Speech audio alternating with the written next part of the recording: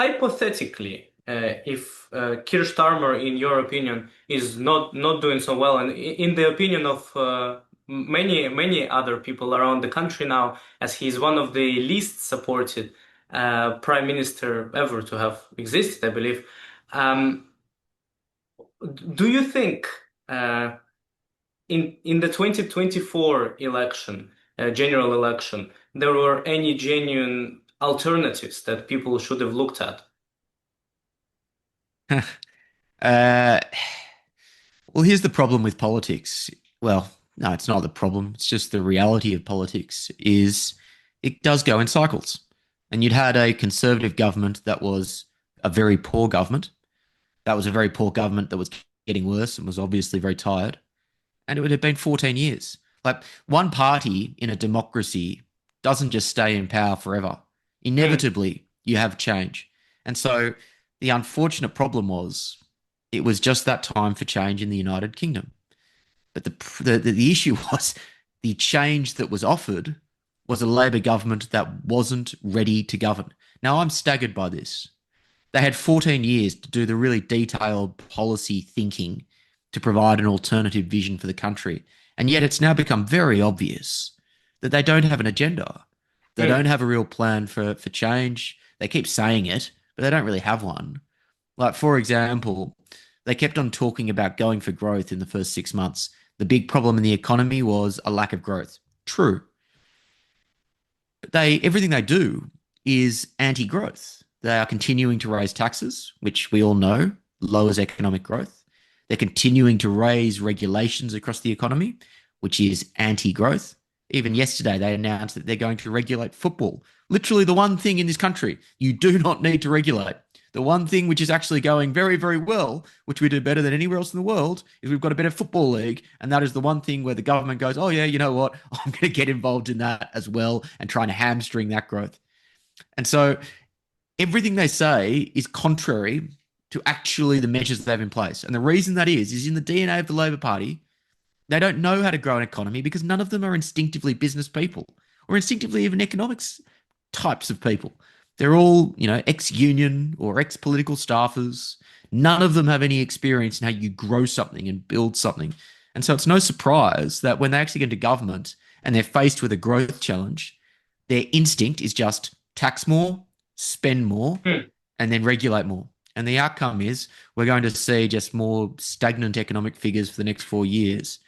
And I fear by that stage, this country is going to be in a devastatingly bad shape.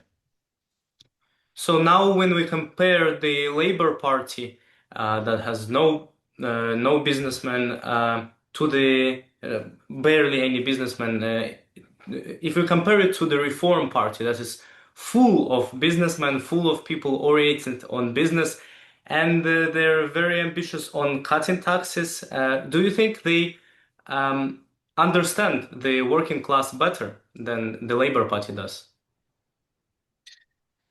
So make no mistake, I've got my issues with reform as well.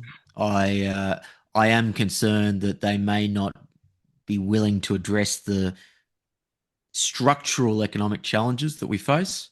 Uh, I've been very concerned about how the internal running of the party so far. I've got concerns around how Nigel Farage manages his people. I think the Rupert Lowe scandal was particularly good, but at the same time, sad Hmm. example of how he may not, at the moment, be in a position to manage an effective cabinet government. Uh, at the same time, I still think they are the best option if an election was held tomorrow. They've at least shown more willingness to say that this mass migration issue is a massive problem, and we're going to be stronger on it. They've at least said that we need to roll back net zero, which is a handbrake on growth. We need to start investing more, or we need to start taking advantage of our natural resources more. So I wouldn't go as far as saying that reform is a magic bullet. I don't think it is yet. But politics isn't about miracles, right? It's about what are the best Hmm. options available to you. I think that and I've flip flopped a bit in the last couple of months because I think if the Conservatives were to embrace someone like Robert Jenrick, and if they were to atone for their sins and really be the party of fiscal responsibility, then that would be a really interesting contrast to reform, which I don't think is as interested in cutting down spending, from what I can see so far, as what potentially the Conservatives would be. Um, but talk is cheap, and they had 14 years and they didn't do it. And so that is a long way of saying I think there are problems everywhere. This Labor Party has to go, but we've got 4 years. At the moment, I would take reform. But until the next election, I think everyone should be judging each issue on its merits, as opposed to saying reform is my team or the Conservatives are my team, and I just need to support them no matter what. I think that's a really big problem in modern politics, and we've got to avoid that temptation. You have mentioned net zero policies, and to me, the first question that comes to my mind when we discuss net zero is many people say it is sustainable for the country to transition. And to me, the question arises how economically sustainable will be the change, because we will need to spend, the country will need to spend a lot of money to really facilitate that. It's not sustainable. It's not viable is the answer. Hmm. And there's a very obvious little hint in net zero, which is goes to why that this is such a flawed policy, and that is if green technologies were such a great option economically, then you wouldn't have to force people to do it. You wouldn't have to force businesses to do it. Net zero is a ban on fossil fuels. That is what it is effectively. And if that was the approach economically, then you wouldn't have to force businesses to do it. But they are. And the reason they're forcing them to do it is because the energy that is provided by fossil fuels is still cheaper, it's still more reliable, it's still more versatile, and it's still more scalable than any of the renewables options that we currently have at our disposal. And so it's just going to cost a huge amount of money. And it's going to cost a huge amount of money for absolutely no environmental benefit. The United Kingdom, much like Australia, contributes 3/5 of bugger all to global climate emissions. Any change, any net zero change, even if it's successful, will not make a jot of difference to the global climate. So what you're doing, by definition, is symbolic. Now, symbolism, when things are going well, you may be able to invest in. But when things are so dire as they are at the moment in the UK economy, we cannot afford this sort of mindless symbolism. And I've only heard two arguments as to why we should still pursue this, even though it won't change the climate in any way. Number one is we need to be a global leader and other Yeah, countries will that's follow. what I hear often. Yeah.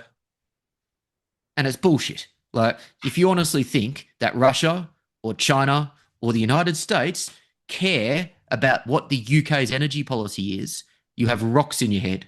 China is still building somewhere between 2 to 3 new coal-fired power stations every week. Do you think they really care what Ed Miliband thinks about environmental policy? Of course they don't. So that argument is silly. It's always been silly. The second argument is, well, we need to create this new green energy sector in our economy, and ultimately that will be better than having cheap energy in the form of fossil fuels. And again, that is also a nonsense. And it's a nonsense because if that was the case, the market would have determined that, and it wouldn't be up to government to determine that. But that hasn't happened. Hmm.